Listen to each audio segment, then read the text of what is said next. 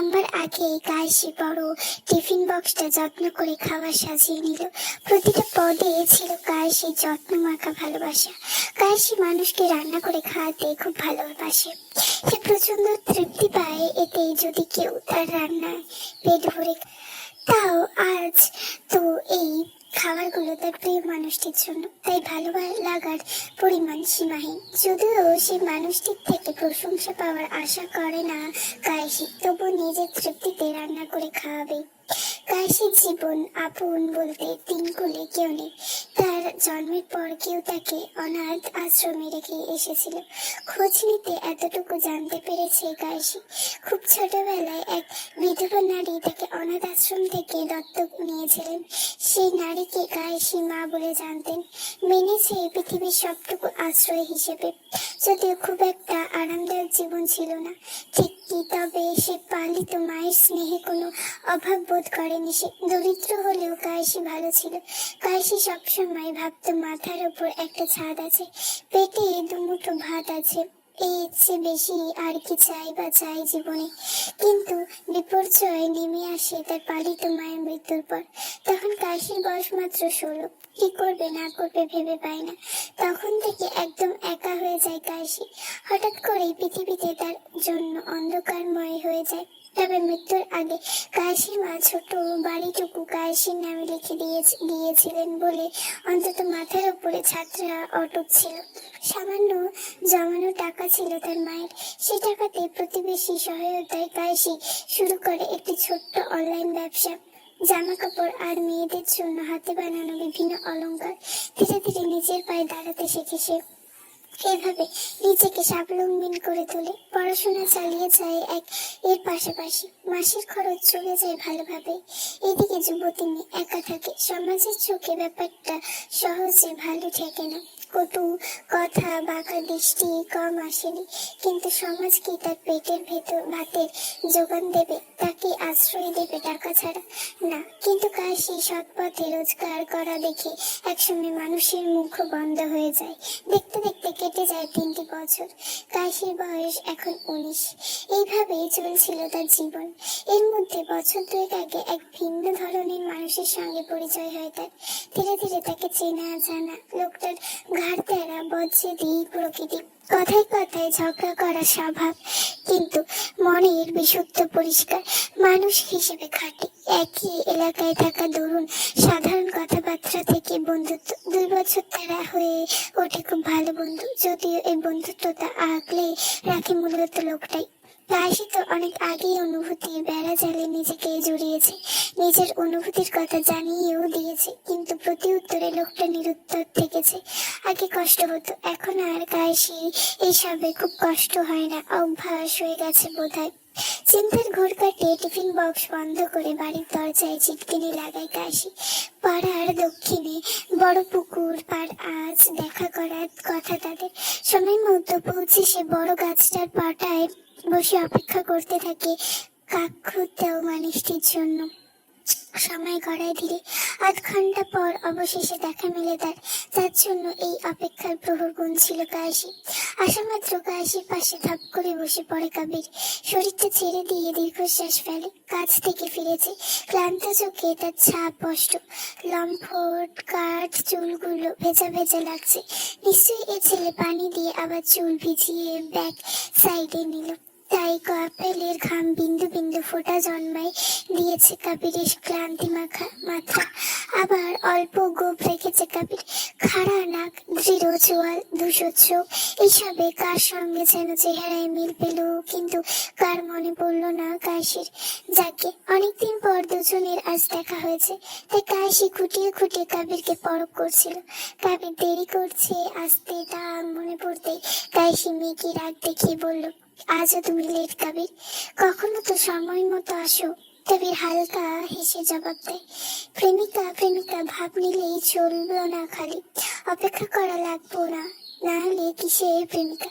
কাশি চোখ বড় বড় করে তাকায়, তুমি আমাকে প্রেমিকা মানলে কবে? ভাবলেশীন গলায় কাবির বলল, মানি নেই তো। তবে একটা সত্যি কথা কই, রাগ করিল না। তোমাকে দেখলে আমার বোয়িং বোয়িং ফিল আসে, সিরিয়াসলি। এইটা কি আমার দোষ গো? এই বলে হু হু করে উচ্চ স্বরে হেসে ওঠে কাবির। কাশির চোখে হতাশার ছায়া নামে। সে ধীরে মাথা নাড়িয়ে বলে, তুমি আর তোমার ফিলিংস শোধরাবে না কখনো, তাই না? নোপ। কাশি আর কিছু না বলে টিফিন বক্স খুলে দেয়। তারপর কাবিরের হাতে দিয়ে বলে, নাও, কষ্ট করে রেঁধে এসেছি, আজ আর তোমার বাসায় গিয়ে রান্না করতে হবে না, শুরু করো, এমনি ঠান্ডা হয়ে গেছে। কাবির তাকিয়ে এক পলক দেখলো কাশিকে। এই মেয়েটার সঙ্গে দেখা হওয়ার পর থেকে সেই অবাক হয় বারবার, একটা নিঃস্বার্থ ভালোবাসা কিভাবে হতে পারে। বিনিময়ে কাবির তো কিছুই দিতে পারেনি তাকে, তবু কাশি তাকে মারাত্মক ভালোবাসে, সেটা সে জানে, অনুভব করে। কিন্তু কাবিরের মনে কোনো অনুভূতি জন্মায়নি এখনো। কেন জন্মায়নি অনুভূতি? কি জোর করে জন্মানো যায়? গেলে সে বানাতো। সে সবসময় সত্যিটাই বলেছে কাশিকে, মিথ্যা সম্পর্ক সে চায় না। কাশিও বলে সময় লাগবে হয়তো। আর বিয়ের কথা উঠলে কবির অবশ্যই চোখ বন্ধ করে কাশির নাম নেবে, কারণ সে তাকে একটা নিঃস্বার্থ ভালোবাসে। তাকে হারানোর প্রশ্ন ওঠে না।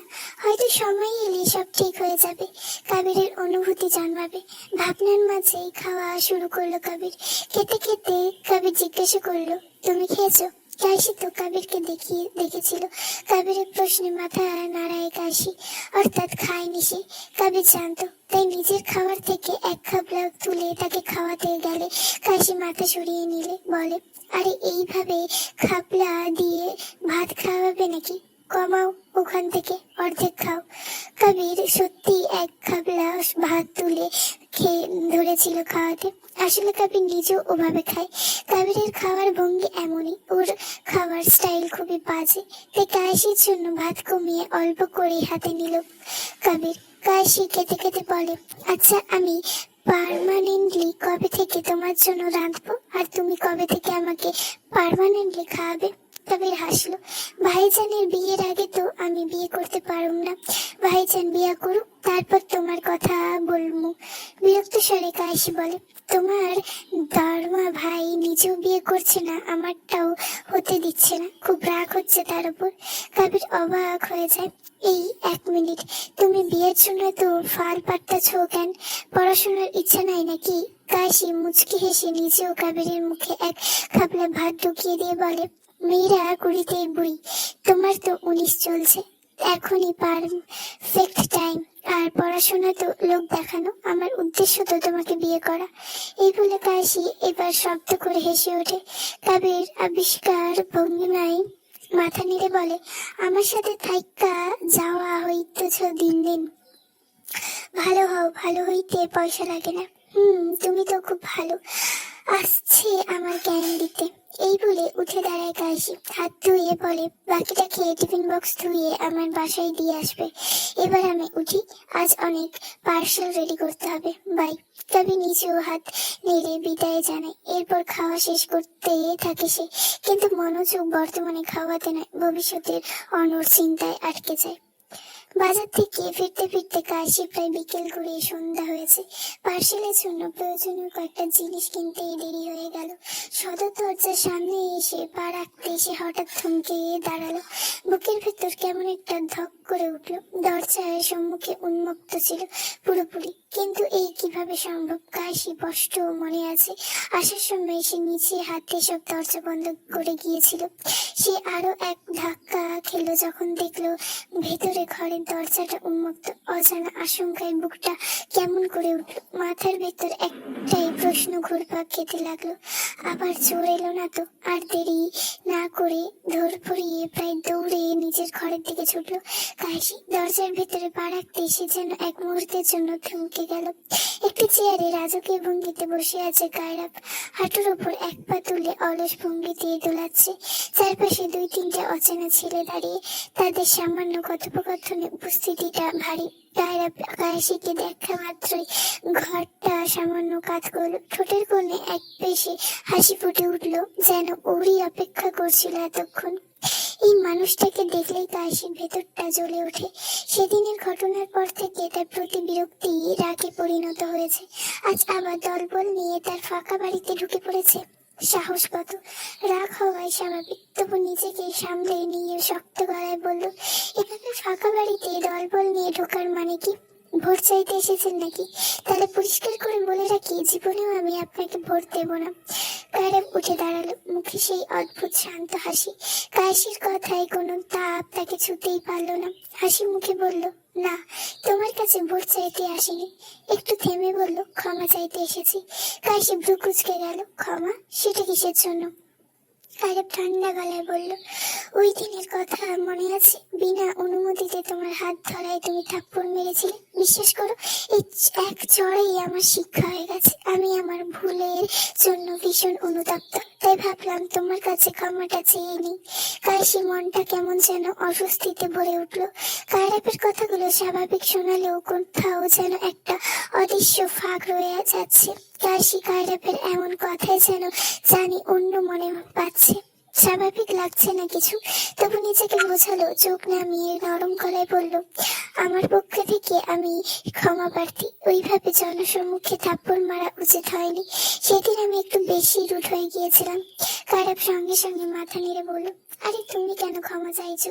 তুমি যা করেছো একদম ঠিক করেছো। অবশ্য ওইভাবে তোমার হাত ধরা আমার উচিত হয়নি, আমারই ভুল ছিল।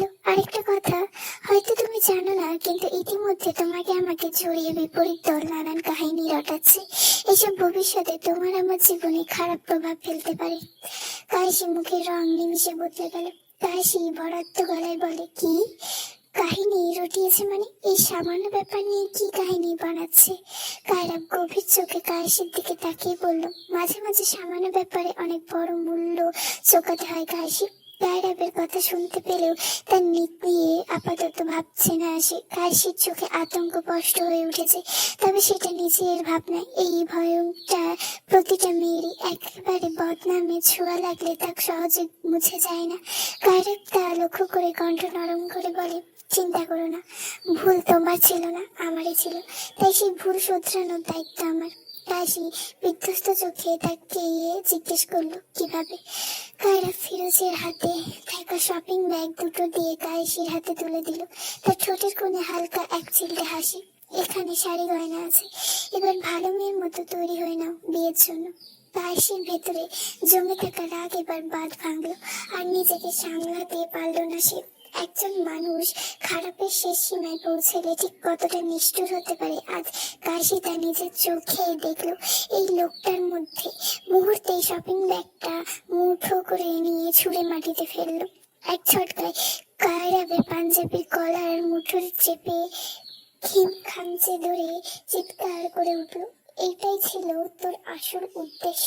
তাই এতক্ষণ কথা ঘুরিয়ে পেঁচিয়ে বলছিলি, অভিনয় করছিলি আমার সাথে? এই কথাটাও কায়রাবের ঠোঁটের কোণে লেপ্টে থাকা বাঁকা হাসি দেখা গেল। গা জ্বালানোর হাসিটা একটু নড়ালো না, বরং আত্মতৃপ্তি কণ্ঠে বলল, আমি কোথায় কথা ঘোরালাম? আমি তো পরিস্থিতি বোঝালাম তোমায়।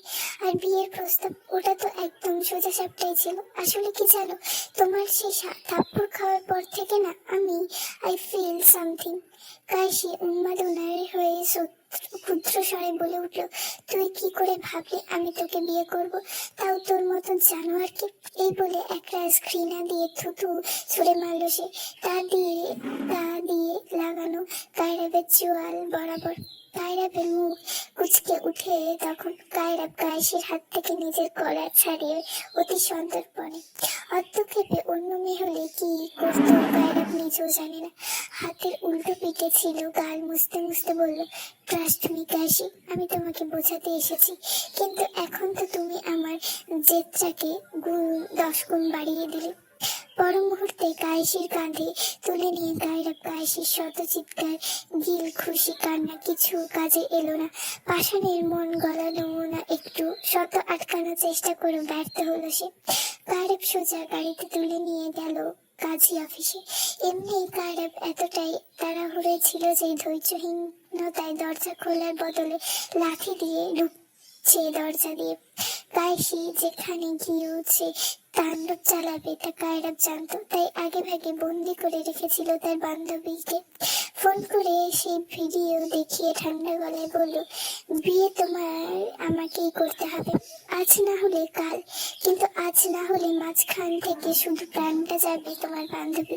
বিশ্বাস করো, আমি এটা চাই না।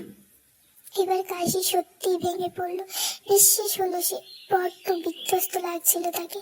কান্না ভেজা চোখে সবুজের দিকে তাকিয়ে কাপা গলায় বলল, আপনার বোনকেও যদি তুলে এনে বিয়ের জন্য জোর করা হতো, তবুও কি আপনি এভাবে চুপ থাকতেন? একটুও কি মায়া লাগতো না আপনার ওপর? সবুজ একটু অপ্রস্তুত হলো, তারপর গম্ভীর মুখে বলল, প্রথমত আমার কোনো বোন নাই, আর থাকলেও তুইলা আনতে হইতো না। ভাই যে মানুষ, আমি নিচে দাঁড়িয়ে থাইকা বিয়া দিতাম। সত্যি কইতাছি ভাবি, রাজি হইয়া যান, ভাই খারাপ না, সে আপনাকে বহুত ভালোবাসে। প্রতিক্রিয়া কায়সি তেড়ে যেতে চাইলে কায়রাব তাকে আটকে দিল। সবুজ ভয় পেয়ে ফিরোজের আড়ালে লুকোয়। এই খ্যাপা মহিলাকে তার প্রচন্ড রকমের ভয় করে। কায়সি গর্জে উঠে বলল, আমারই ভুল ছিল তোদের কাছে সাহায্য চাওয়া। তোরা সবাই যে তোদের ভাইয়ের পাচাটা কুত্তা, তা আমি ভুলে গেছিলাম। কায়রাব ধমকে উঠে বলল, চুপ করো, সবুজ তোমার থেকে অনেক বড়, এইভাবে তুমি তুই তাকারি করতে পারো না ওকে। কাশি রেগে কষ্টে ভেতরে ভেতরে ফোপাচ্ছে। এইসব দৃশ্য দেখে পাশ থেকে কাজী বললেন, এইভাবে তো বিয়ে পড়ানো যায় না, জোর করে কি বিয়ে হয়? কায়রাবের তীক্ষ্ণ দৃষ্টি কাজীর মুখ বন্ধ করে দিল তৎক্ষণাৎ। শেষবারের মতো কায়সি কায়রাবের দিকে তাকিয়ে বলল, একটা থাপ্পড়ের প্রতিশোধ এভাবে নিলেন? এর বদলে 10টা চড় মারতেন, কিন্তু আমাকে তো আপনি পুরোপুরি ধ্বংস করে দিলেন। কায়রাব নির্লিপ্ত স্বরে উত্তর দিল, ধ্বংস করিনি, এটা সূচনা, আমাদের সূচনা। কায়সি গলা অশ্রু গলিয়ে পড়ে এক ফোঁটা অস্পষ্ট স্বরে বলল, আমি অন্য একজনকে ভালোবাসি। এমন কথা কায়রাবের মুখে আশ্চর্যজনক ভাবে কোনো বিস্ময় ফুটে উঠল না, যেন খুব স্বাভাবিক কথা শুনল। কায়সির দিকে এগিয়ে বুড়ো আঙুল দিয়ে তার গালে অশ্রু ফোঁটাটুকু মুছে দিয়ে ঠান্ডা গলায় বলল, বিয়ের আগে ওসব ভালোবাসা বলে কিছু হয় না। ওইসব হচ্ছে ক্ষণিকের আবেগ। সত্যিকারের ভালোবাসার জন্ম হয় কবুল বলার পর। সবুজ পাশে দাঁড়িয়ে সায় দিল, ঠিক কইছেন ভাই, আমাগো পাড়ার কত দেখি কিছু বাপরা মাই গো প্রেমিকের থেকে আলাদা কইরা জোর করিয়া বিয়ে দিয়ে দেয়। মেয়েরা হাজার কান্নাকাটি করে বিয়ের দিন পর্যন্ত, অথচ বছর যাইতে না যাইতে জামাই সহ নাচতে নাচতে বাচ্চা নিয়ে হাজির হয়। তাহলে বুঝলেন কিসের ভালোবাসা আছিল? এইসব শুনে মুখে অশ্রু হাসি ফুটলো কায়রাবের মুখে, আর কায়সি অগ্নি দৃষ্টিতে তাকালো সবুজের দিকে, আবার ফিরোজের আড়ালে লুকোলো। ফিরোজ ফিচেল হাসলো। কায়রাব আর কোনো কথা বললো না, কায়সিকে জোর করে একটি চেয়ারে বসিয়ে দিল। এবার কায়সির শরীর থেকে ছেড়ে দিয়ে লড়াই করার শক্তিটুকু আর অবশিষ্ট নেই। ও বুঝে গেছে আর কোনো উপায় নেই, কিছু করার নেই তার। এবার সব শেষ হয়ে যাবে, সব। শপিং ব্যাগ থেকে বিয়ের ওড়না বের করে নিজে হাতে কাশি মাথায় পরিয়ে দিল কায়রাব। এরপর কাজী বিয়ে পড়ালেন। কাজীর কণ্ঠে ভেসে এলো কিছু বাক্য, সে শব্দগুলো বাতাসে ভাসলো, অথচ কায়সির কানে পৌঁছালো শূন্যতার মতন। সে সম্পূর্ণ অর্থহীন, অনুভূতিহীন। নিকামার কায়রাব স্বাক্ষর করে কায়সির দিকে এগিয়ে দিল, তার হাত দিয়ে ইশারা করলো কায়সিকে স্বাক্ষর করতে। কায়সি জীবন্ত লাশের ন্যায় স্বাক্ষর করেও দিল। সেদিন কায়রাবের জীবনে শুরু হলো নতুন অধ্যায়, আর কায়সির মনে হলো তাকে সাজিয়ে গুছিয়ে নিখুঁত ভাবে ধ্বংস করে দেয়া হলো বিয়ের নামে। প্রতিদিন নিঃশ্বাসের মাঝে লুকিয়ে ছিল তার অপ্রকাশিত বুক ভরা আর্তনাদ। সে শব্দ কেউ শুনতে পেল না, কাউকে দেওয়ার কথা রাখতে পারলো না। সে নিজের ভালোবাসা বলে জড়ালো, তার ইচ্ছেগুলোকে শিকল ভাঙলো। নিখুঁত পরিকল্পনা ছিন্ন ভিন্ন করা হলো। একটি জীবনকে সামাজিক স্বীকৃতির মোড়কে মুড়ে নিষ্ঠুর ভাবে ধ্বংস করে দেওয়া একটি সুন্দর নামের মধ্যে পেল সে বাধ্য হয়ে যা করা বিয়ের। বর্তমান কায়রাব দেয়ালের কাছে হেলান দিয়ে দাঁড়িয়েছে, চোখে ভরা স্মৃতি আর পুরনো ভাবনার ঘরে ডুবে সে। কায়সিকে এক পলক দেখে ভাবলো, আজকের কায়সি আর আগের কায়সির মধ্যে আকাশ পাতাল ফারাক। কায়সির রাগ অনেকটা কমে গেছে, ধৈর্য বেড়েছে। এখন আগের মতো ছেলে মানুষের স্বভাবটা নেই, বেশ ম্যাচিউর আচরণ করে সে। এদিকে কায়রাবকে এমন ভাবে তাকিয়ে থাকতে দেখে কায়সি নরম কণ্ঠে জিজ্ঞেস করে, কি ভাবছেন এতক্ষণ? জগ খালি হয়ে গেছে, পানি ভরে আনুন, পানি লাগবে? কায়রা হঠাৎ আর তার ভাবনায় জাল ছেড়ে বেরিয়ে এসে কায়েসির কথাগুলো গিয়ে জগে পানি ভরে আনে। সেই সময় ফিরোজ আর সবুজ ধীরে ধীরে এসে পৌঁছায়। তারা ড্রয়িং রুমের কোণে বসে কথাবার্তা বলছে, বাকিরাও আসবে। কাশি রান্নাঘরে কাজ করেই চলেছে, বসার ফুরসত নেই তার। রান্নাও প্রায় শেষের দিকে, আর কায়রা এটা সেটা এগিয়ে দিচ্ছে, মাঝে মাঝে বিরক্ত করছে। এদিকে কায়েসি ভাবছে কি অদ্ভুত মানুষ, একটুখানি স্থির হয়ে বসার নাম নেই। সে পেছন পেছন ঘুরছে, আবার সে এই সামনে এসে দাঁড়াচ্ছে। আশ্চর্যজনক কাজ করবার। কায়েসি কণ্ঠে বিরক্ত ঢেলে বলে, এভাবে পেছন পেছন ঘুরতে চালাচ্ছেন কেন? এক জায়গায় বসতে পারছেন না স্থির হয়ে? হঠাৎ জোর করে পড়ার মতন খানিকটা হকচকিয়ে গেল কায়রা। অপ্রস্তুত ভঙ্গিতে সে বলল, আমি তো তোমাকে হেল্প করছিলাম। কায়েসি ভ্রু কুঁচকে তাকালো, কপাল ভাঁজ করে চোখ অবিশ্বাস্য রেখা দৃঢ় হলো। অবাক হয়ে বলল, হেল্প? ঠিক কি ধরনের হেল্প বলুন তো? কখনো চুল খুলে দিচ্ছেন, কখনো আবার শাড়ির আঁচল ধরে টানাটানি করছেন, এইসব হেল্প? কায়রা ভেসে উঠল। কায়েসি এইসব কথা জবাব না দিয়ে উল্টো কায়েসির দুই হাত ধরে কাছে টেনে নিল।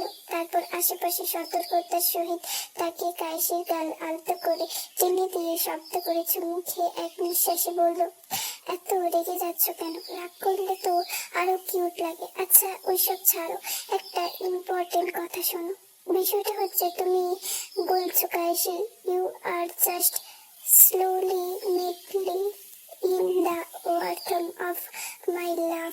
কথাটা বলে আর এক মুহূর্ত রান্নাঘরে দাঁড়ায় না কায়রা, ছুটে বেরিয়ে গেল রান্নাঘর ছেড়ে। কারণ এখানে আর এক সেকেন্ড দাঁড়ালে এমনি নিশ্চিত চিল্লা পাল্লা শুরু করবে। আপাতত ভরা বাড়িতে মান সম্মান খোয়াতে চায় না সে।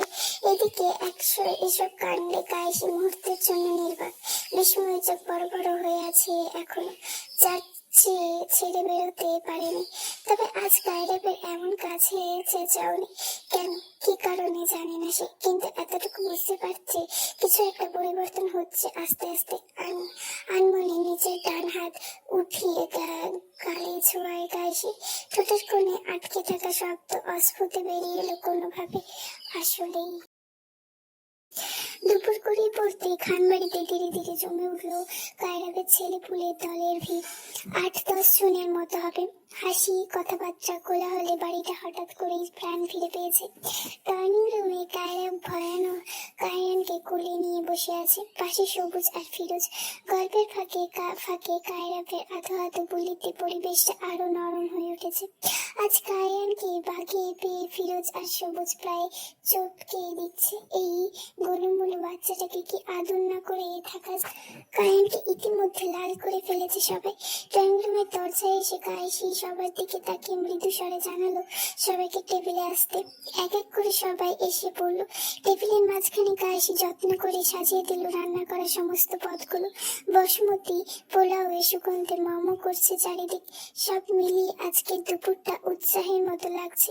কায়রাও নিজের ঘর থেকে বেরিয়ে এসে কায়েসির পাশে দাঁড়িয়ে পরিবেশনে হাত লাগালো। ফিরোজের প্লেটে পোলাও দিতে দিতে কায়রা হেসে জিজ্ঞেস করে, কেমন আছো ফিরোজ ভাই? দিনকাল ভালো তো? ফিরোজ মৃদু হাসি হেসে বলে, ভালোই আছি বোনো, এত পোলাও দিও না, অল্প দাও। কায়রা বিস্ময়ের ভান করে চোখ বড় করলো। আরে এইটুকুতেই হবে নাকি? সারাদিন তো দৌড় ঝাঁপের পর উপরে থাকেন, আজ অন্তত কিছু মানা করবেন না। এই বলে একটু বেশি পোলাও তুলে দিল ফিরোজের পাতে। ফিরোজ নিজেও আর কিছু বলল না, মনে মনে ঠিক করলো আজ না হয় সবটা খেয়ে যাবে। সবাইকে পরিশ্রমের শেষে কায়েসি বলল, কিছু লাগলে জানাবেন। এইদিকে কায়রাবের দিকে তাকিয়ে বলল, ভাইজান ফুপি আসতে পারে, তার শরীর নাকি একটু খারাপ। কায়রা মাথা নেড়ে বলল, শুনলাম, আমাকেও ফোন করে জানিয়েছে। সবুজ তখন কায়রাবকে বলল, ভাই আপনিও বসেন। কায়রাব হালকা হেসে বললেন, না রে তোরা খা, আমি সকালে খেতে লেট করেছি, খিদে পাইনি ভালো করে। তাছাড়া কাবির আসবে একটু পর, ওর সাথে খাবো আজ। কায়রা আবার কায়েসির দিকে তাকিয়ে নরম গলায় বলল, ভাবি তুমি ঘরে চলে যাও, সকাল থেকে এতটাই কেটেছো, আমাকে তো কিছু করতে দিলে না। ভাইদের কিছু লাগলে আমি দিয়ে দেবো, তুমি রেস্ট নাও গিয়ে। কাশি আর কথা বাড়ালো না, মাথা নেড়ে কায়রাফের থেকে কায়ানকে কোলে তুলে নিল। কায়ানের খাবারের সময় হয়ে গেছে, তাই রান্নাঘর থেকে সুজির বাটি নিয়ে সে ঘরের দিকে চলে গেল। ঘরে এসে কায়ানকে বিছানায় বসিয়ে খেলনা হাতে দিল। স্পষ্ট কায়রা হাতে নিচেই কায়ান মগ্ন হয়ে খেলাম ধরল। কায়সি চুলগুলো পেঁচিয়ে ডান খোপা করতে করতে বলল, আমি চেঞ্জ করে আসছি, আমি না আসা পর্যন্ত চুপটি করে এখানে বসে থাকবে, ঠিক আছে? কোথাও যেও না। কায়ান মায়ের কথায় মাথা নেড়ে আবার খেলায় মন দিল। একবারে কৌশল সেরে কায়সি বেরিয়ে এলো বাথরুম থেকে। কমলা রঙের শাড়িটা ওর ধপধপে ফর্সা গায়ে আরো উজ্জ্বল হয়ে উঠেছে। তোয়ালে দিয়ে ভিজে চুলগুলো মুছতে মুছতে বিছানার দিকে তাকিয়ে দেখে কায়ান ঠিক আগের জায়গাতেই বসে আছে। এটা একটা তৃপ্তির হাসি ঠোঁটে ফুটে উঠলো কায়েসের মুখে। কায়ানের ফুলো ফুলো গালে দুটো চুমু খেয়ে বলল, খিদে পেয়েছে? কায়ান মাথা নাড়লো আর বলল, কিন্তু ভাত তো খাবো না।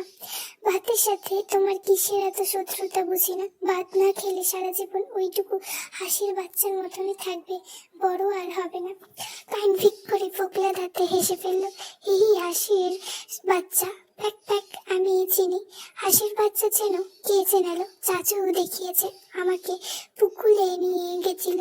কায়সি প্রথমে একটু অবাক হলো, পরক্ষণেই মনে পড়ে ও ছাড়া এসব উল্টাপাল্টা কাজ আর কে করবে।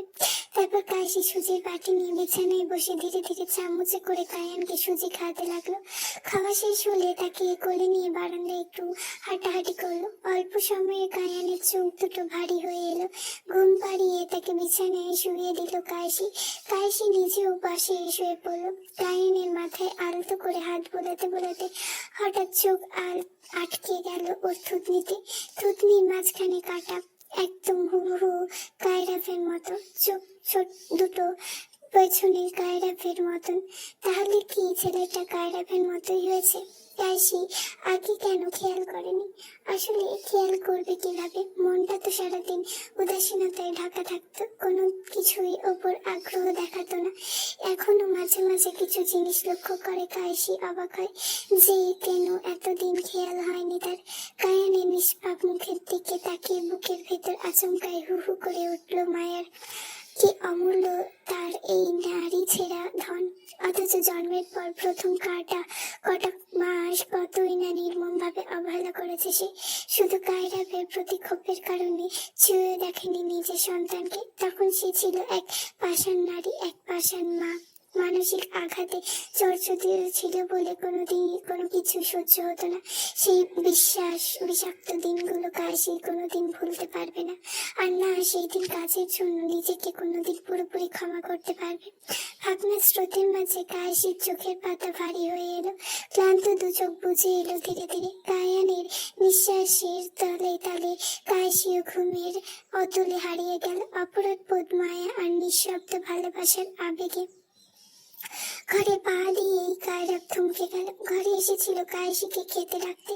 এসে থেকে বিছানায় মা আর ছেলে দুজনেই ভারী ঘুমে নিঃশব্দে কাছে এগিয়ে এসে একটু উকি দিল কায়সির মুখ পানে।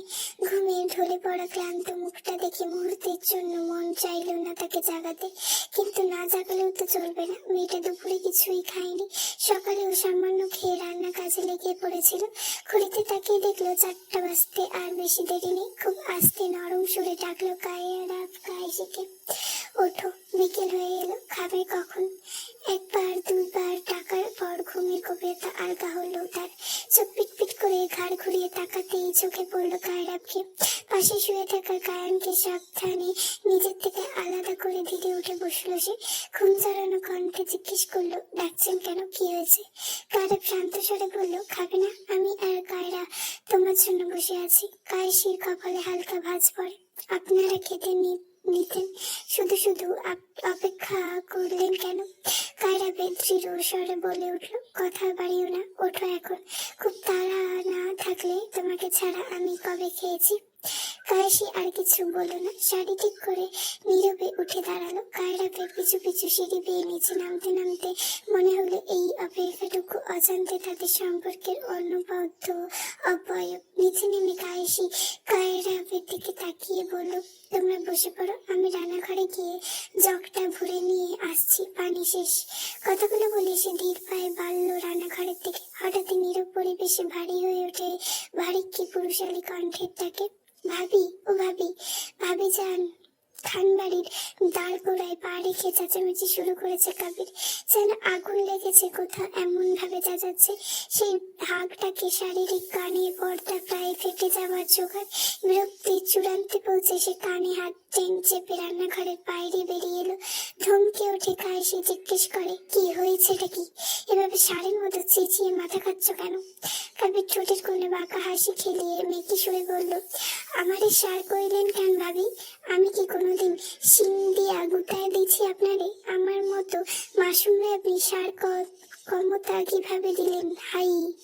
পাশে বিরক্তি লম্বা একটা শ্বাস ফেলে বাজে কথা বন্ধ করো, কি দরকার বলো, সেটা বলো। ডাকছিলে কেন এভাবে? কায়েসির জবাবে কাবির হাত পা উড়িয়ে বিশাল এক হাই তুলল। মনে হচ্ছে পৃথিবীর সমস্ত ক্লান্তি এবার একাই বহন করে এসেছে সে।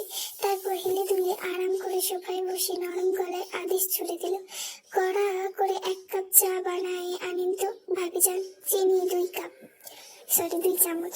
কায়েসি কিছুক্ষণ হতভম্ব হয়ে তাকিয়ে রইল। মনটা কি শুধু 1 কাপ চা খাওয়ার জন্য এত কাণ্ড, এত চেঁচামেচি? কায়েসি মুহূর্তেই ধরে ফেললো এটা নিছক চায়ের আবদার না, এটা কাবিরের বদমাইশি, তাকে জ্বালানোর ফন্দি। শোধ নিচ্ছে মনে হয়। সব বুঝেও কিছু না বলে কায়েসি রাগ চেপে টুকটাক পা ফেলে রান্নাঘরের দিকে চলে যায়। আর পেছনে বসে থাকা কাবির মিটমিট হাসলো। আজকের মতো ভাবিকে জ্বালানোর মিশন সফল হয়েছে ভেবে। এইদিকে কায়রা ফিক করে হেসে উঠলো কাবিরের এমন কাণ্ডে। চোখে দুষ্টুমি ছিল। কি ব্যাপার ভাইজান, হঠাৎ ভাবির পেছনে লাগলেন কেন? কাবির অসহায় ভঙ্গিতে বলল, ভাবির পেছনে লাগবো না তো কার পেছনে লাগবো ক? 10টা না 5টা না, আমাকে একটা মাত্র সুইট কিউট ভাবি। কায়রা আবারও হেসে ফেলল। সুইট কিউট, হা হা। ঠিক তখনই পেছন থেকে কায়রাফের গলা ভেসে এলো, কিরে ওকে খেপালি কেন? মহারানী আজ ভালো মুডে ছিল। কাবির ভ্রু কুচকে তাকালো, কেন? ভাবে কি তোমাকে উপর চটপট করে নাকি যে ওনার মুড বুঝা চলতে হবে? কায়রা এগিয়ে এসে কাবিরের বাহুতে আলতো চাপ মেরে বলল, চুপ কর বেটা, বাড়িতে ঢুকেই ঝড় তুলে দিলি, আবার ঝগড়া লাগাতে চাস নাকি? কাবির হালকা হেসে দিল। অন্যদিকে অনেকদিন পর 3 ভাই বোন একসঙ্গে, এই মুহূর্তে ঝগড়াও যেন আলাদা মুড মাধুর্য। তবে কায়রার মাথায় তখন অন্য হিসেব। এটাই মোক্ষম সুযোগ অনুমতি নেওয়ার। নরম সুরে বলল, এই যে আমার 2 ভাইজানেরা, একটা আর্জি ছিল। কাবির এক ভ্রু উঁচু করে বলল, কি আর্জি কইরা ফালা? কায়রা তাকালো, বল কি বলবি? কায়রা একটু ইতস্তত করে বলল, আসলে হয়েছে কি, আমাদের ভার্সিটি থেকে ট্যুরে যাবে, বন্ধুরা সবাই যাচ্ছে, তো আমি ভাবছিলাম আমিও যাব। এখন তোমরা কি বলো? 2 ভাই একসাথে একে অপরের দিকে তাকালো। চোখে চোখে নীরব বার্তা আদান প্রদান হলো। কায়রা তাহা বুঝতে পারলো পেরিয়ে নার্ভাস স্বরে দাঁত দিয়ে নখ কামড়াচ্ছিল আর বোঝার চেষ্টা করছিল 2 ভাইয়ের ভাবনা। কবির প্রশ্ন করলো, কই যাবা? মানে জায়গার নাম কি? কায়রা মিনমিনে বলল, সিলেট, একদিনের ট্যুর। কায়রা সঙ্গে সঙ্গে বলল, এত দূরে একা পাঠানো যাবে না, কাছাকাছি জায়গা হলে ভেবে দেখতাম। কায়রা অসহায় চোখে কাবিরের দিকে তাকালো। কায়রা জানে একমাত্র তার ছোট ভাইজান পারে তাকে পুরোপুরি বুঝতে। কাবির বুঝলো বোনের মনোভাব। যদিও কাবির নিজেও বোনকে দূরে পাঠাতে শান্তি পাবে না, তবে বোনের আবদারটা ফেলতে পারবে না। কাবির একটু ভেবে নিয়ে বলল, ভাইজান একদিনেরই তো ব্যাপার, যাইতে দেও, এমনিতেও তো কখনো বাইরে যাওয়ার জন্য বায়না ধরে না। কায়রার চোখ 2 দিকে অন্য আনন্দে ঝিলমিল করে উঠলো। কায়রা একটু ভাবলো, তারপর এক নিঃশ্বাসে বলল, আচ্ছা যাক, তবে ঘন্টায় ঘন্টায় আপডেট চাই। কায়রা উচ্ছ্বাস ছাপতে না পেরে হুড়মুড় করে বলল, ওকে ওকে। 2 দুজনকে যথাসময়ে আপডেট দেব। কায়রা গিয়ে টেবিলে বসলো। কায়রা কাবিরের পাশে গিয়ে আসতে বলল, থ্যাংক ইউ ভাইজান, নেক্সট টাইম আমি তোমাকে হেল্প করব। কাবির আবার ভ্রু উঁচিয়ে তাকালো। কোন বিষয়? কায়রা চোখ টিপে বলল, আমার হবু ভাবির ব্যাপারে। কাবির পাত্তা না দিয়ে মুখ ফিরিয়ে নিয়ে বলল, সর, সিংড়ে ইঁদুর হেল্প করব কইতাছে, তোর হেল্প চাইছে কে? কাবির কারো হেল্প চায় না। I don't need anyone for myself. Kiara মুখ ভেঙচিয়ে বলল, দেখা যাবে, সুযোগ পেয়ে অ্যাটিটিউড দিচ্ছে। কাবির এইদিক ওদিক তাকিয়ে কাউকে খুঁজছিল। বলল, আমার মুরগির বাচ্চা কই? ওরে দেখতেছি না যে। কায়রা টেবিলে বসতে বসতে বলল, তোমার মুরগির বাচ্চা মেবি ঘুমে। ততক্ষণে কাশি হাতে চায়ের কাপ নিয়ে এসে হাজির। কাবিরের সামনে কাপটা বাড়িয়ে দিয়ে জিজ্ঞেস করলো, এখন চা খেলে এত কিছু যে রান্না করলাম সেসব খাবে কখন? কাবির চায়ে আলতো চুমুক দিয়ে নির্লিপ্ত ভঙ্গিতে জবাব দিল, মাথাটা একটু ধরছিল, আর তাছাড়া চা খাইলে তো আর পেট ভরে না। পেট ভরতো জায়গা আছে, কিন্তু মাথাটা আগে ঠান্ডা করা দরকার। কাশি আর কিছু বললো না, চুপচাপ সরে গেল। টেবিলের গিয়ে আর কায়রার খাবার বেড়ে দেওয়া শুরু করলো। কাবিরের সামনে প্লেট সাজিয়ে রাখলো। কায়রা তখন লক্ষ্য করলো কাশির সামনে কোনো প্লেট নেই, খাবার বাড়েনি। সে অবাক হয়ে জিজ্ঞেস করলো, তোমার খাবার কোথায়? নিজেরটা বাড়লে না যে? কাশি শান্ত গলায় বলল, আমি এসব খাবো না, অত্যাধিক তেল মশলা দেওয়া খাবার। ঠিক তখনই কাবির টেবিলে বসতে বসতে ঠাট্টা শুয়ে বলে উঠলো, ভাবি কি ডায়েট করেন নাকি? এমনিতেও যে হালকা শরীর, এই শরীরে ডায়েট করলে তো এক ফু দিলেই উইরা যাবেন। এই কথা বলে হু হু করে হেসে উঠলো কাবির। তার সঙ্গে কায়রাও। কায়েসির চোখে মুহূর্তে বিরক্তি ছায়া নামলো। তীক্ষ্ণ দৃষ্টিতে তাকিয়ে বলল, তোমাকে কে বলেছে আমি ডায়েট করছি? এত বেশি বোঝো কেন? সকালে তেলের পরোটা খেয়েছিলাম, যার জন্য এখনো গা গোলাচ্ছে। তাছাড়া আলাদা করে নিজের জন্য কিছু রান্না করিনি। কায়রা অবাক হয়ে বলল, তাহলে খাবে কি? সুজি। কায়েসির জবাবটা সংক্ষিপ্ত। কায়রা পাতে মাছের তরকারি বেড়ে নিতে নিতে বলল, কায়ানের জন্য বানানোর সময় একটু বেশি করে বানিয়েছিলাম, ওটাই খাবো। এই কথা শুনে কায়রা আর কাবির তিনজনে উচ্চস্বরে হেসে উঠল। কায়েসি এক মুহূর্তে থমকে গেল। হাসার কারণটা বুঝতে না পেরে সবার সামনে অস্বস্তিতে পড়ল সে। খানিকটা রাগ চেপে বলল, হাসার কি আছে, এমনি কি বললাম। কায়রা মেয়েকে চিন্তা ভাবনা কণ্ঠে বলল, কি বাচ্চা মেয়ে বিয়ে করেছি, এখনো সুজি খায়? কায়রা হেসে বলল, সিরিয়াসলি ভাবি, তুমি সুজি খাবে, খেতে পারবে?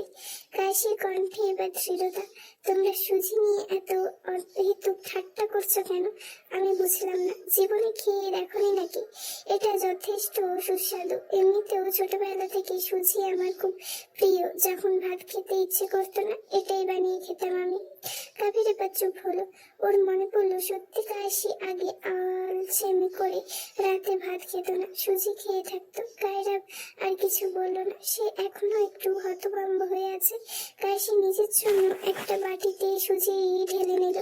কায়রা পাশের চেয়ারটায় নিজে থেকে বসে পড়লো আজ। কায়রা পাশ ফিরে তাকাইয়ে ভালোভাবে খেয়াল করলো বিষয়টা, তারপর চুপচাপ খাওয়া শুরু করলো কায়েসি। এরপর ওকে আর কেউ খোঁচায়নি, বিরক্ত করেনি, সবাই নিজে নিজের খাবার মন দিল। ঘরটায় ধীরে ধীরে নেমে এলো নীরবতা। অনেকদিন পর পরিবারের সবাই মিলে খাবার টেবিলে একত্রে। সন্ধ্যায় সূর্যটা অস্ত্র মেতে হয়ে গেছে অনেক আগে। আকাশ জুড়ে লালচে ধূসর এক ময়ময় স্তরের আভা। চারিদিকে দিনের ক্লান্ত সুধায় মিশে একাকার হয়েছে। কাবির খাওয়া দাওয়া সেরে কখন সে বেরিয়ে গেছে কেউ খেয়ালই করেনি। শুধু কায়রাকে বলে গিয়েছে যাওয়ার আগে।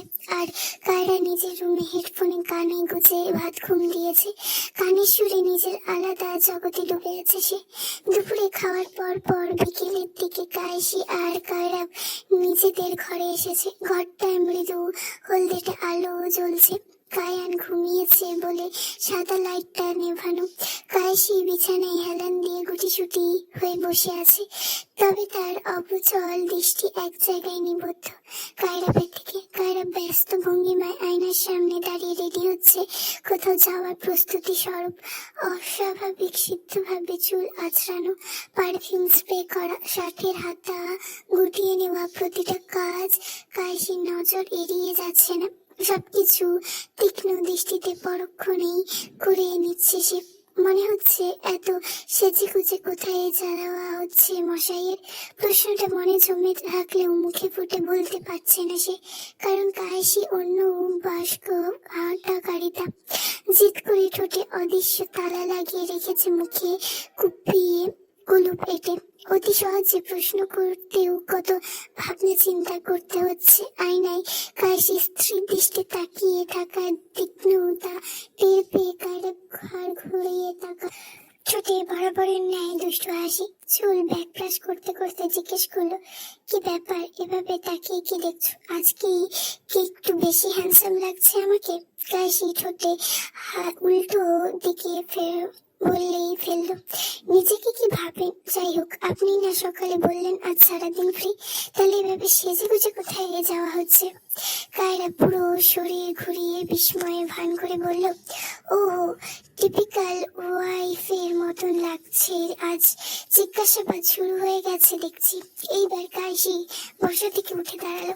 কায়রাফের মুখোমুখি দাঁড়িয়ে একদম চোখে চোখ রেখে শক্ত গলায় বলল, রাইট আছে আমার, সব অধিকার নিয়ে নিচে বসে আছো, আমার রাইট কোথায়? আমার কত কম পড়ে যাচ্ছে। কায়েসি কপাল কুঁচকে জিজ্ঞেস করে, আর কি কি রাইট চান? বাকি আছে কিছু? বিয়ের দিন থেকে তো আজ সব অধিকার নিয়ে বসে আছেন। এই কথা শুনে কায়রা বাঁকা হাসলো। ধীরে ধীরে এক পা এগিয়ে কায়েসির মুখে খুব কাছে ঝুঁকে এলো কায়রা। কায়েসির ভাবগতিতে বুঝে তৎক্ষণাৎ এক পা পেছনে সরে যায়। কায়রা গলা নামিয়ে মিঠি আওয়াজে বলল, এই যে তুমি সরে গেলে, এটাই আমার অধিকারের বাইরে। তোমাকে যখন তখন আচ্ছন্দে চুমু খাওয়ার রাইট চাই, ওটা বাকি আছে।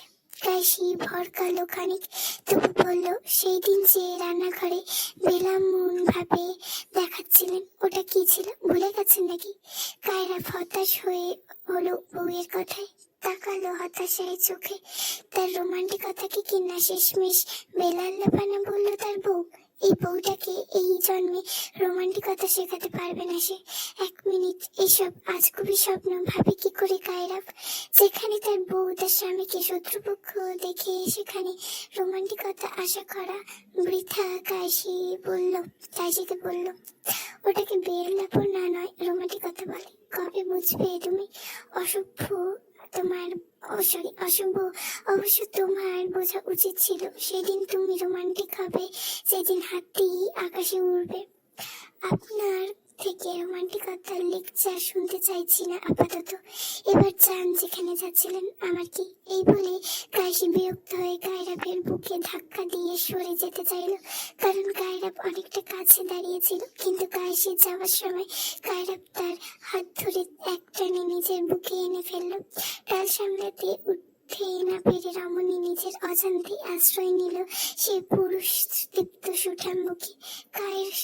ভারসাম্য রাখতে তার শীর্ণ দুই হাত কায়রাফের শক্তপোক্ত প্রশস্ত কাঁধ দখল করলো, আর কায়রাফের হাত দুটো স্থান পেল রমণীর গঠিত মসৃণ ললাট কোমরে। মুহূর্তের জন্য দুজনের দৃষ্টি মিলল, নিঃশ্বাসের দূরত্বটুকু ঘুচলো। কায়রাফ কায়েসির কপালে নেমে আসা অবাধ্য চুলগুলো আঙ্গুল দিয়ে সরিয়ে দিতে দিতে নরম স্বরে বলল, কখনো তো মুখ ফুটে বলতে শেখো কায়েসি, আমি অন্তর্যামী নই যে সব বুঝে যাব। কায়েসি চোর ধরা পড়ে যাওয়ার ন্যায় চোখ ফিরিয়ে নিল। কায়রাফ সত্যি ধরে ফেলেছে কায়েসির মনোভাব, যে কে কায়েসি চাইছে না কায়রাফ বাইরে যাক। সেসব ভাবনায় ঠোঁট দুটো তীর তীর করে সামান্য কাঁপলো রমণীর। কায়রাফ দীর্ঘশ্বাস ফেলে বলল, সারাদিন বাসায় বসে কি করব, তাই ভাবছিলাম ফিরোজের বাসায় যাই, একটু আড্ডা দিই, সময় কেটে যাবে। কায়েসি তা শুনে অবচেতনায় মুখ ফুসকে বলে ফেলল, সময় কাটাতে বাইরে যেতে হবে? আপনার বাড়িতে কেউ নেই নাকি? কায়রাফ বলল, বাড়িতে বোন আছে, সে ঘুমাবে। ছেলে আছে, সেও ঘুমে। যদি বউ জেগে থাকে তবে সে আমার সঙ্গে সময় কাটানো তো দূরের কথা, কথা বলতে পর্যন্ত আগ্রহী নয়। আপনার বউ আপনাকে এটা বলেছে? না। তাহলে না বুঝে নিজের বউয়ের বদনাম করছেন কেন? কায়রা ফেঁসে ফেললো এইবার। এই তেরা বউ নিয়ে সে কোথায় যাবে? সামান্য কথাটুকু মুখে বলতে এত আপত্তি? কায়রা নিজেই বলল, একটা কথা সরাসরি বলতে এত গুইগাই কিসের? আচ্ছা এবার যাও, শাড়ি চেঞ্জ করে আসো, বাইরে তোমাকে নিয়ে যাব। কায়সি মুখ ঘুরিয়ে নিল, দৃঢ় পায়ে হেঁটে যেতে যেতে বলল, এখন তো আমি বলেছি তাই আমাকে নিয়ে যেতে চাইছেন, আগে তো বলেননি। কিন্তু সরি, এখন আমি আপনার সঙ্গে কোথাও যাব না। পেছন থেকে কায়রাবের কণ্ঠ ভেসে এলো, তাহলে তুমি চাইছো আমি তোমাকে শাড়ি পরিয়ে দিই? Not a bad idea, I am just ক্রাইমিং।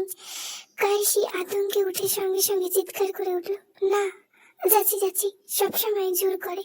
Kiara মুচকি হেসে বিছানার পাশে বসে, আর কায়সি ওয়ার্ড্রপ থেকে একটা শাড়ি তুলে প্রায় দৌড়ে ঢুকে গেল ওয়াশরুমে। ঠিক সেই সময় ছোট্ট কায়েন ঘুরে নড়চড়ে উঠল, শরীর হালকা মোচড় দিয়ে টান টান করছে।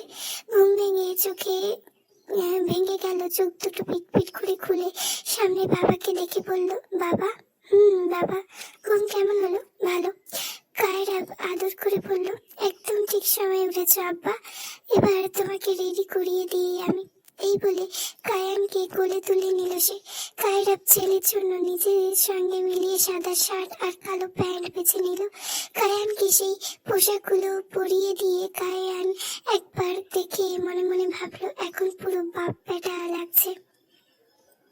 ওয়াশরুমের ভেতর থেকে ট্যাপ পেয়ে পানি পড়ার শব্দ ভেসে আসে। কায়সি ওয়াশরুমে আয়নার সামনে দাঁড়িয়ে লাল পেরে সাদা শাড়িটা গায়ে জড়াতে জড়াতে নিজের প্রতিচ্ছবির দিকে তাকালো।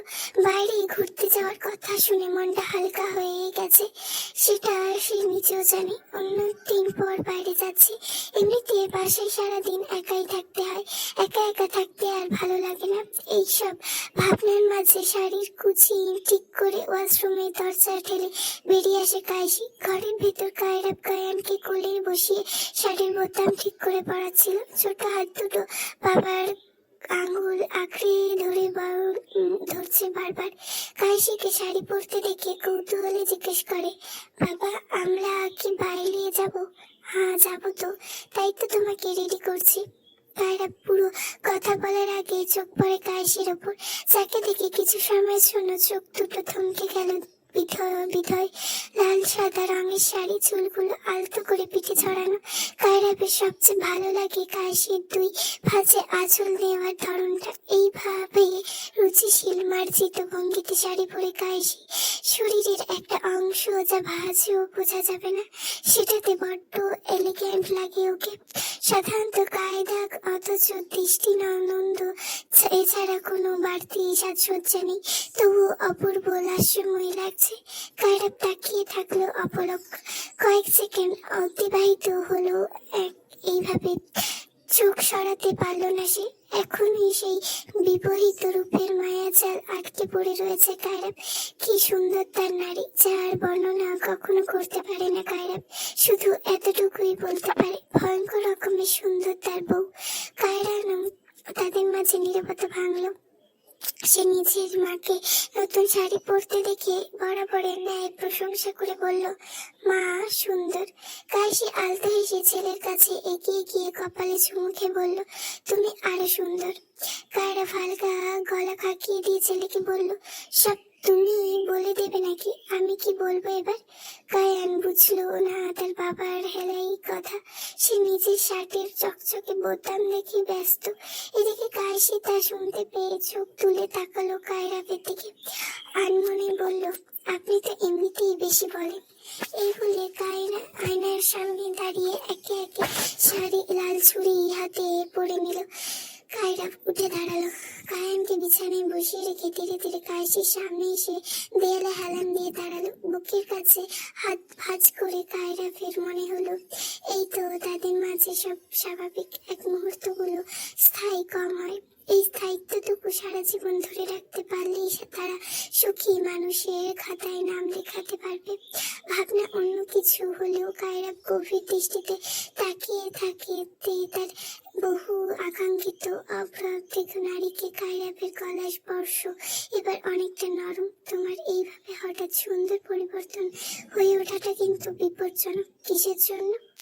আমার ধৈর্যের জন্য। কাশি আর কিছু বলল না, শুধু একবার তাকিয়ে ধীর চোখ নামিয়ে নিল। অমন গভীর পুরুষালী দৃষ্টি তার ভেতরে সমস্ত সত্তাকে নাড়িয়ে দেয়, এতটাই যে সে অবিচেতন খানিকটা সরে যেতে চাইলেও পারে না। শুধু কোনোভাবে দৃষ্টিটুকু থেকে পালিয়ে বাঁচার ব্যস্ত চেষ্টা করে যায়।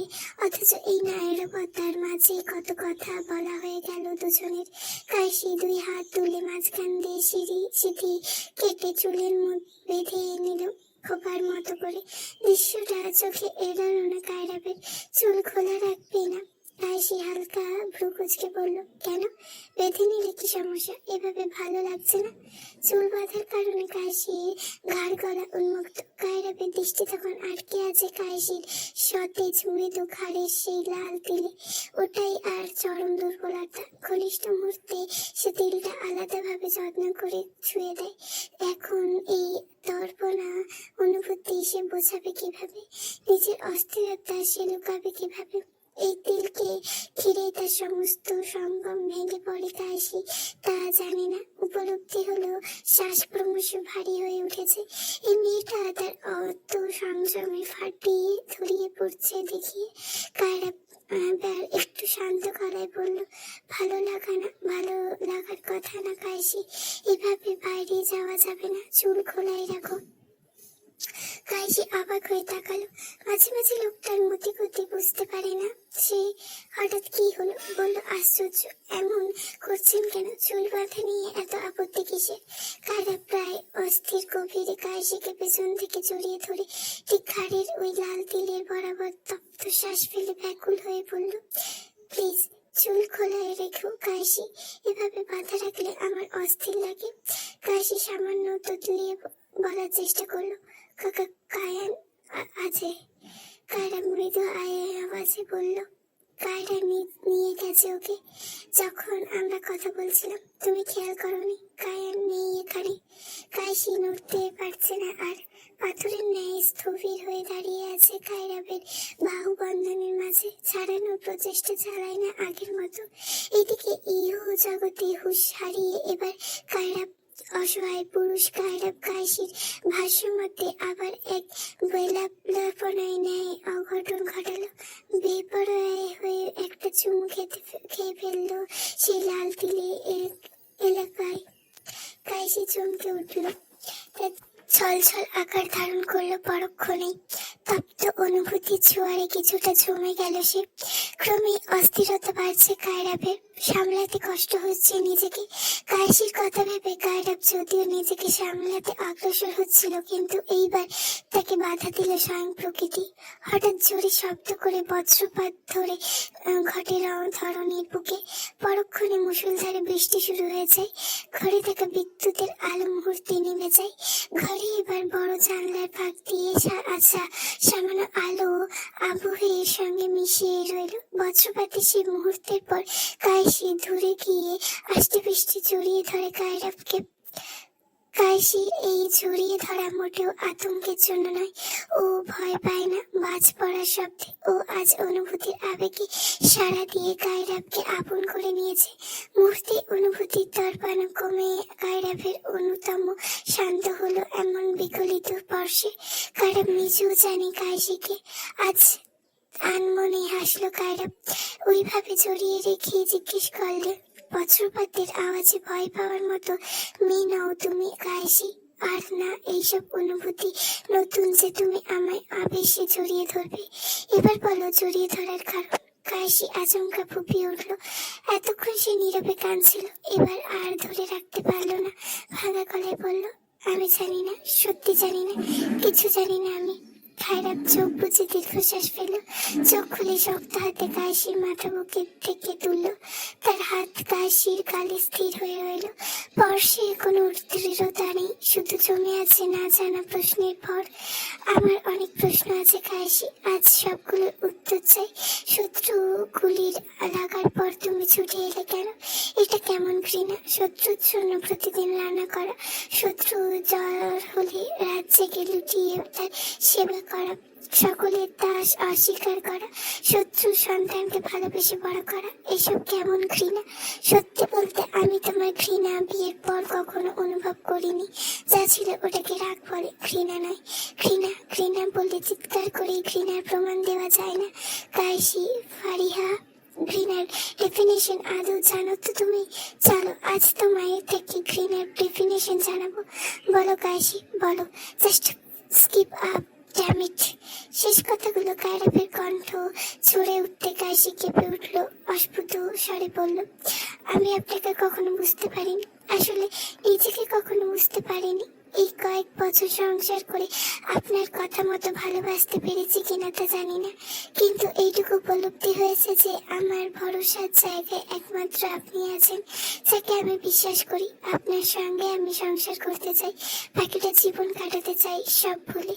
আমার ছেলের জন্য আমার আপনার দরকার, আর আমার জন্য আপনাকেও দরকার। কায়রাফ এবার যেন দম ছাড়লো, এতক্ষণ তার শ্বাস আটকে ছিল। কাশি মুখ ফানা হাতের আঁচড়ে নিয়ে নিজের লাগাম ছাড়া ঠোঁটের পর্শে ভরিয়ে দিল। কাশি তখনও কাঁদছে, কেন কাঁদছে জানে না, শুধু জানে কান্নাটা দরকার ছিল। অন্তত এই সময় ভেজা চোখে বলল, আমি হয়তো খুব খারাপ মা ছিলাম। প্রথম মা হওয়ার পর স্বার্থপরের মতো বাচ্চাকে দূরে সরিয়ে দিয়েছিলাম, আর আপনার স্ত্রী হিসেবে তো কখনো আমি ভালো ছিলাম না, কারণ আমি তো অন্য কাউকে ভালোবেসেছিলাম।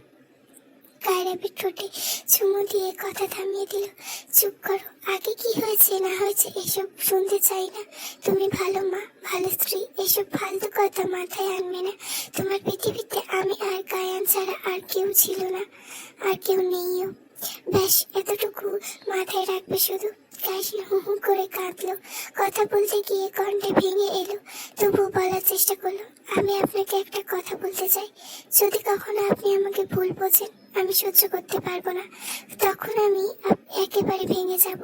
তাই আমি আপনাকে এখনই জানিয়ে রাখতে চাই। কায়রাফ শান্ত কিন্তু কঠোর স্বরে বলল, আমি কিছু শুনতে চাই না। কি বলছি শুনতে পাওনি? তোমার জীবনে আমি আছি, আমি থাকবো, অতীত নিয়ে আর একটাও কথা বলো না। ওটা নিয়ে আমার কোনো মাথা ব্যথা ছিল না। আমি সব জেনে তোমাকে নিজের করেছি, তাহলে ভুল কেন বুঝবো? আমাদের মাঝে কোনো তৃতীয় ব্যক্তি এলাও করবো না আমি।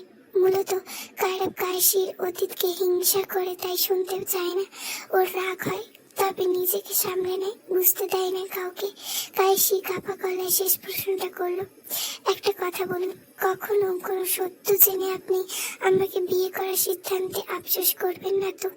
কায়রাফ হালকা মাথা নাড়ালো, না, কখনো না। তোমার ইচ্ছের বিরুদ্ধে গিয়ে জোর করে বিয়ে করাটা হয়তো আমার ভুল ছিল, কিন্তু তোমাকে বিয়ে করা আমার জীবনের সঠিক সিদ্ধান্ত। There is absolutely no doubt. কাশি আর কোনো শব্দ উচ্চারণ করলো না, কোনো হত্যকম্বিত করলো না। তার সব সংকোচন, সব দ্বিধা ভেঙে গিয়েছে। নিজে থেকে প্রথমবার কায়রাফের বুকে মাথা ঠেকিয়ে পড়ে রইল। আজ কায়রাফের ভালোবাসা বাবার অনুভূতিকে সেও সামিল হলো। সত্যি বলতে এমন অনুভূতি আগেও এসেছে, কিন্তু নিজের অযথা জেদ, হঠকারিতায় নিজের থেকে কাছে আসা আর হয়নি কখনো। আজ যখন অনুমতি হয়ে গিয়েছে, তখন আর কোনো দূরত্ব রাখবে না সে, অন্তত তার তরফ থেকে। যদি ভালো লেগে থাকে তাহলে like, comment, share and subscribe. যদি কোনো ভুল ত্রুটি হয় ক্ষমাশূন্য দৃষ্টিতে দেখবেন, আর ভুল হলে সেটা আমাকে একটু ধরিয়ে দেওয়ার চেষ্টা করবেন। আর like, comment, share and subscribe please. তোমাদের এইটুকুনি ভালোবাসাই আমার দরকার।